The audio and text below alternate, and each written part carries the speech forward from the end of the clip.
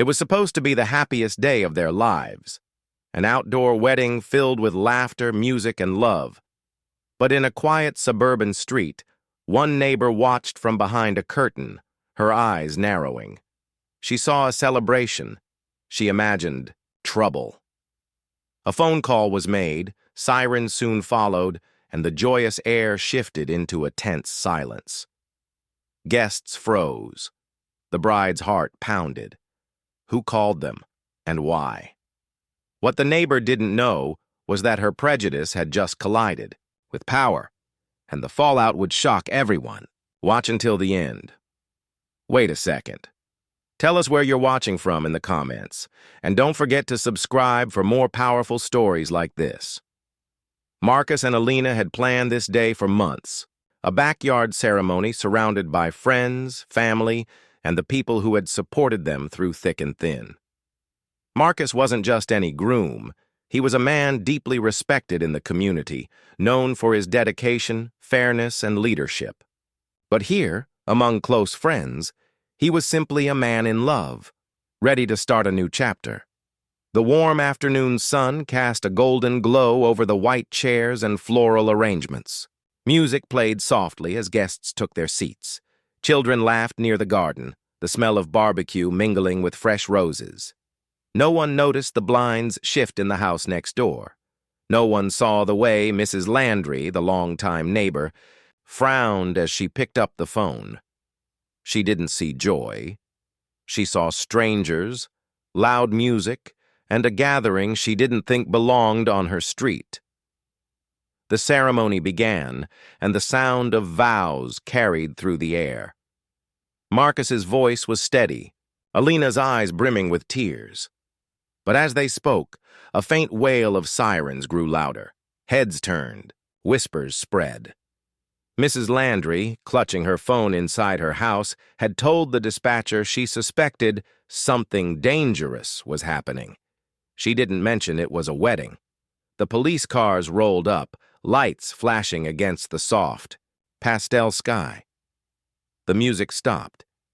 A tense quiet settled over the guests. Officers stepped out, scanning the scene. Some guests instinctively reached for their phones to record. Marcus's best man felt his chest tighten. He'd seen situations like this spiral before. The bride's father moved closer to his daughter, shielding her from view. Children were ushered inside. The lead officer approached, hand resting on his belt. "What's going on here?" His tone firm, eyes sweeping over the crowd. Before anyone could answer, Mrs. Landry appeared at the edge of her driveway, pointing toward Marcus. "That's him! That's the one in charge!" she said, her voice sharp with false certainty. The officer's gaze shifted entirely to Marcus, just as Marcus calmly reached into his jacket pocket and produced an ID. The card gleamed in the fading light, bearing the seal of the city. The name below it was unmistakable: Marcus Johnson, Mayor. The moment felt frozen in time. The lead officer's eyes widened as recognition washed over him. He straightened, his posture shifting from suspicion to respect. Behind him, the other officers hesitated, unsure whether to proceed or apologize. Marcus didn't raise his voice, didn't step forward. He didn't need to. The badge in his hand spoke louder than anything he could say. Gasps rippled through the crowd as realization hit.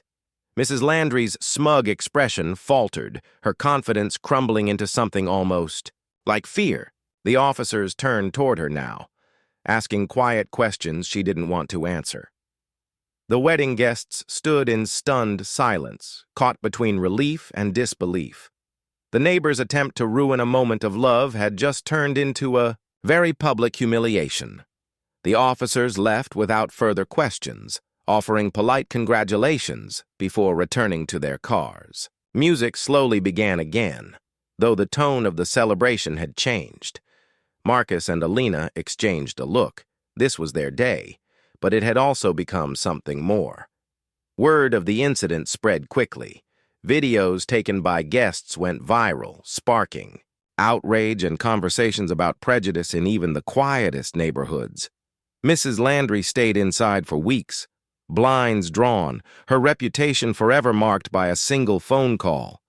For Marcus, it was a reminder that no title, no office, could shield him altogether from bias. But it also proved something else, that love, dignity, and truth would always outshine ignorance. And the question lingered. How many more moments like this will it take before we finally learn? Take care.